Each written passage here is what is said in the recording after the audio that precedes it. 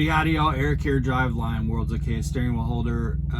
Happy Friday morning or afternoon or evening, whatever time you're watching this. Or if you're watching it any other day of the week, happy day. For channel members, you guys got this video a couple nights ago. I generally try not to drop too many F-bombs on this channel, but there may be some in this video. I apologize ahead of time. I went several years running this channel pretty clean, and finally I was like, look, man, I'm a truck driver. Like, I just got to be able to talk the way I talk, and sometimes they fly, so it is what it is. But there's some things that I'm frustrated with, and let me say from the start that I am by no means an expert. So while I'll talk confidently about what I know, I may not know shit. Maybe that's the case. And I have people in comments all the time telling me I don't know shit. And on a lot of things, you guys are right, and some things I'm right. But I'm just sharing with you my perspective on things and why I've been so damn frustrated. So I've always liked to try and keep my finger on the pulse, right, of the freight market, not just as it pertains to contract freight with Prime Inc., but just generally, like even at a global scale, economically, just trying to understand where everything is and where the ebbs and flows. And the conclusion I've come to over the last, say, 3 or 4 months, and we're towards the end of summer of 2024, is that the vast majority of the freight analysts out there just have no fucking clue what they're doing. Like, they can't see the real picture. And I've been trying to figure that. Why is that? Why are they missing the mark so hard on this stuff? And some outfits are, they're just overly optimistic, and it's probably because they're invested in various parts of the freight industry, or that they have customers in the freight industry. So there's some bias, I think, with a lot of these analysts and experts, but some don't have that. And like Freight Waves is a good example, and I have some friends who work for Freight Waves, so this is not meant as a jab towards you, but Freight Waves is generally, like, I don't think they show bias. I think they've been both doom and gloom and yay, let's party. So it's not, and they've been doom and gloom when the idiots out there in the analyst market are saying that the sky's not falling. Freight Waves has been like the standout. Yeah, it is falling. You know what I mean? So I tend to believe that Freight Waves and maybe a couple other individuals, because Freight Waves is a pretty big operation, but a couple other individual analysts are not biased in that way. But they're all wrong right now. They're all wrong. Even Freight Waves, no offense to you guys, and I know there's a couple who subscribe to this channel, but no offense to you guys. But Craig has been, and I like Craig, but he's been a little off the mark, man. He has, and he's been wrong. He's been wrong so far this year. He's been out there along with some of their analysts out there for the last, actually most of this year, saying that there's all these variables that are proving that a rebound is underway for the freight market, the freight industry. Here's the problem with this as I see it. They're basing this on all the old metrics that you would use to analyze the freight market. And truth be told, the COVID completely turbo fucked freight, logistics, all of it. I mentioned this on YouTube before. Jenna and I have a friend who used to work pretty high up at Walmart, and he's like a beautiful mind, you know what I mean? Like he's a real, like a mathematician type dude. And his job was to go in and find out exactly how, like for example, he could go to he could pull up a specific Walmart store, and through an algorithm could tell you exactly how much each parking space generated in revenue at which hour per day. So he could tell you how much a parking space would generate at 3 p.m. on a Friday at a Walmart in Morris, Illinois. Like that's the kind of data, you know, that's how specific this guy was able to get for Walmart. And so he was telling, I was always just extremely fascinated listening to him. And he would tell us that, like, Walmart before COVID, and really all of them, but Walmart was particularly smart about this. Before COVID, they knew exactly what needed to be in the store on a Friday night versus what needed to be in a store on a Monday morning. I think I've talked about this on YouTube before. So on a Friday night, obviously, you're going to need, like, you know, hot dogs, hamburger buns, hamburger meat, beer,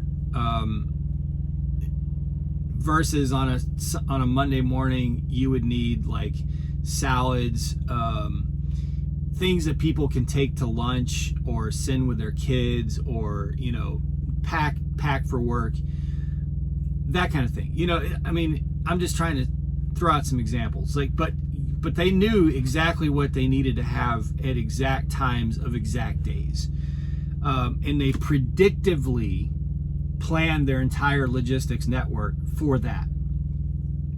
But COVID comes along, and all of a sudden people aren't going to sporting events on Friday. They're not going to work in an office on Monday. Their kids are home Monday through Friday. They're home Monday through Friday. So the buying habits got completely thrown. You're talking about decades of data and information thrown out the window. Like, you're basically, as far as your predictive freight, your predictive ordering, purchase orders, your predictive planning has been sent back to the caveman time, you know, Stone Age.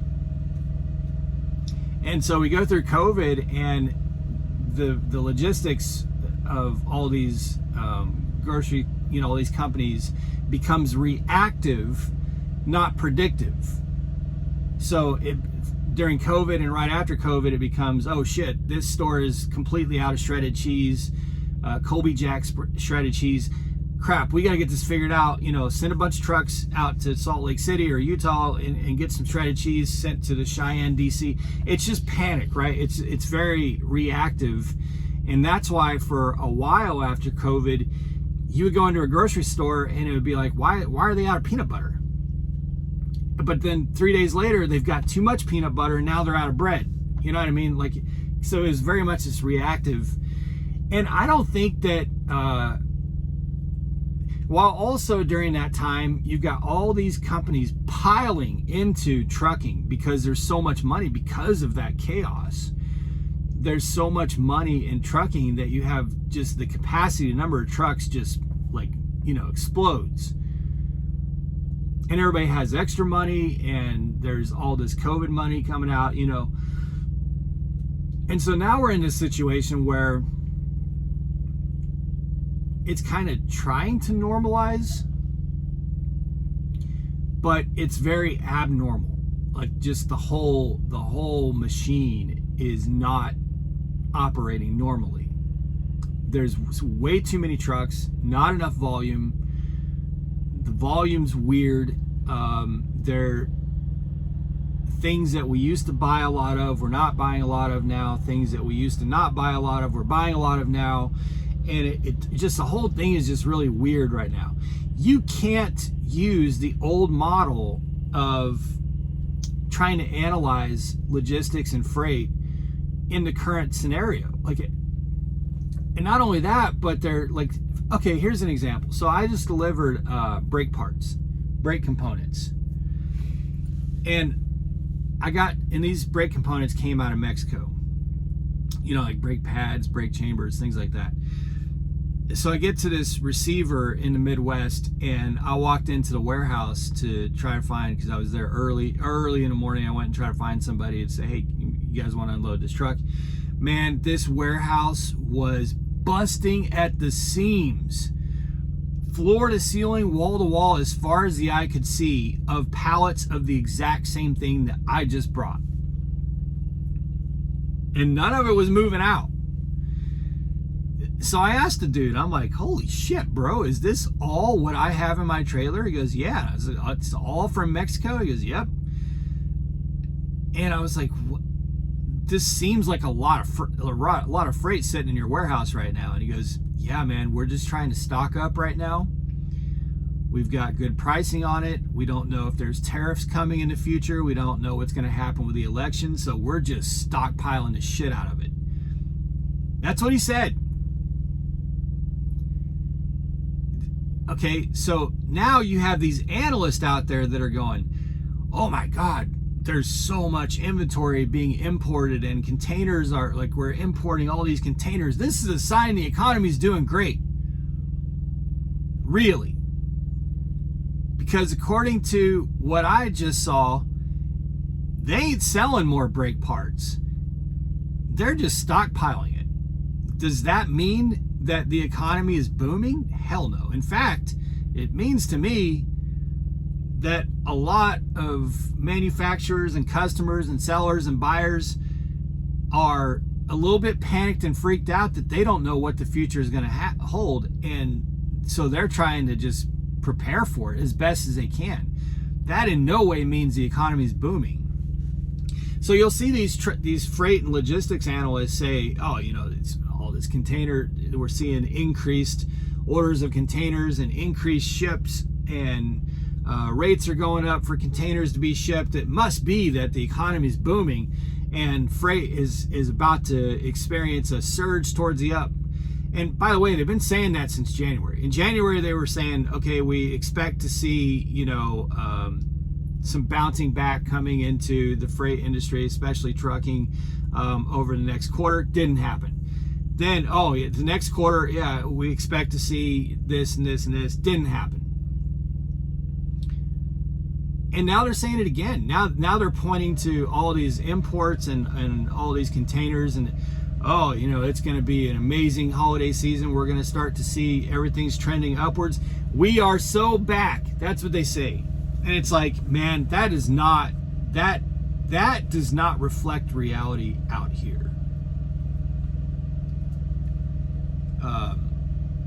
Our contract freight, at least in terms of our rates, have been relatively okay compared to a lot of the spot market. I've got friends out there on the spot market right now. We talk almost every night. Usually I'll talk to a driver or two pretty much every night that are on the spot market. And it ain't pretty, man. It ain't pretty. You guys think that we are running cheap freight? I'm telling you guys, there's a lot of people out there not driving for Prime that are running way cheaper freight. They're running loads pretty consistently at losses, just chasing that one big one that might make them a couple $100 that week or something like that. You know, that's happening out there. So I don't see it. I don't see everything all the analysts and all the experts keep saying is not materializing in reality. And I've pointed that out, and the response is, oh, well, it just hasn't like trickled down yet. Bro, you guys have been saying this shit since the first quarter of this year, man. That people don't have money. That's really what it comes down to. People are only, did you guys see that, I don't know if it's Bloomberg or who it was, I think in the last 24 hours was saying that in their survey, 20% of Americans have canceled their vacation plans this year. 20%. That's 1 out of every 5 households has canceled their vacation plans this year because they can't afford it. So like you can say that there's all this freight being imported into the United States all you want. That doesn't mean people have money to buy it right now. I just don't think that most Americans have. Most Americans, even if they do have money, they're being very selective about what they spend it on. Food, medicine, kids' clothing, car insurance, and housing. Like that's pretty much what people are spending money on. Not people aren't going out and buying $800 Bluetooth connected smokers and barbecues right now and shit like that. You know what I mean? So my point is, like, I in tracking all this stuff, I just think they just don't know what the fuck they're talking about. Like, and they say it with such confidence, and it's just not becoming reality. It's not trickling down into the real world. You can analyze and use your big education, your diploma, all you want, and have all these algorithms and spreadsheets and pie charts and nice pretty graphics, and look at it, this says this, and we are so back, and everything's getting great, but we don't see it on the ground. It's not materializing.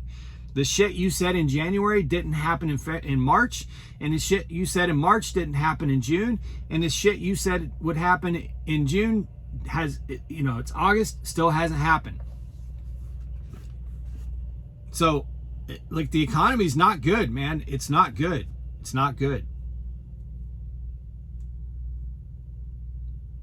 And that's not from me trying to say that I'm an expert. It's not, I'm just a truck driver, man. I just drive this shit. But I'm out here. I've got multiple trucks. I talk to a lot of truck drivers. I talk to a lot of shippers and receivers. If you recall, on a YouTube video a few months ago, I went and picked up a certain ingredient that goes in ice cream. And I was there on a Friday morning. I was 3 hours early for my appointment. And I was like the only truck there. And this place is usually pretty busy. And I was blown away. They had me loaded. They had me loaded within like 30 minutes, way early, with paperwork in hand. And the trailer was only like a third full. It was very light load. And I was like, this is what? Like, we're already done? And I asked dude, I'm like, he said, yeah, we wanted to get you done because we're going home. It's Friday. We're going home early. We're all boning out. We're going home for the weekend. I said, really? You guys are done for the day? He goes, yeah, man. We had this conversation, and he basically told me that I don't remember what it was. I have to go back and find the video, but it was basically like, we're shipping out 80% less year over year. That's a component for ice cream. Now, this is a high-end ice cream, granted. I say high-end is probably, maybe the right word would be one of the more expensive ice cream choices in the grocery store. But whatever that number was, let's say it's 60 or 70%, whatever that, it was a substantial amount that they're shipping less of that by over half than they were in 2023. That means customers are buying that much less of that ice cream. So that would say to me, based on that reality, not someone's damn spreadsheet or PowerPoint, but based on reality, that customers, when they go into grocery stores, if they're buying ice cream to take home, they're trying to save $1 or $2 on the ice cream. They're not going for the most expensive ice cream. That's what that would say to me. I don't care what your report says. That's what is being said on the ground. So my conclusion is, it's turbo fucked. The freight market's turbo fucked. The economy's turbo fucked. And everybody's just trying to put lipstick on a pig.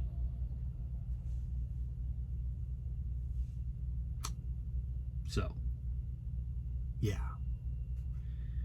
Anyway, would love to know your thoughts. Maybe I'm just a dummy truck driver. I'm fine with that. I just drive this shit, like I said. Let me know your thoughts, guys. Be safe, make good decisions, always drive, thrive. Talk to y'all soon.